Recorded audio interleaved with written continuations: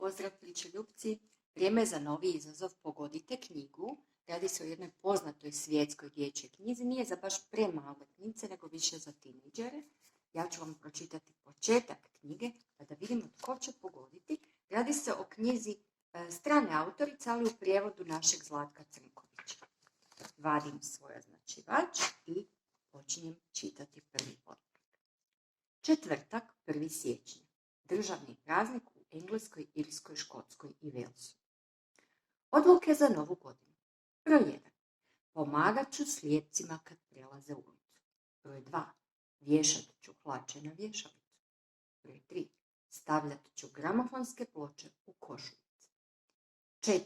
Neću još početi pušiti. 5. Prestat ću istiskivati bobuljice. 6. Postupat ću dobro sa psom. 7. Pomagat ću sirotinji i neukima. 8.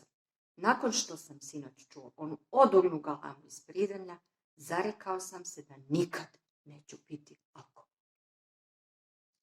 Dakle, pogodite knjigu u kojoj se knjizi radi. Ja skidam pomoćnje kako bih vam pokazala koja je to knjiga. Jeste li spremni? Radi se o knjizi Tajni dnevnik Adriana Mola, autorice Sue Townsend. Nadam se da ste pogodili, tinejdžeri, ova je ludnica za vas. Jest da, evo, kao što ste čuli, imamo ovdje gramofonske ploče, što je vama nešto što je nevjerojatni muzejski primjer. Pozdrav, čitajte dobre knjige, bok!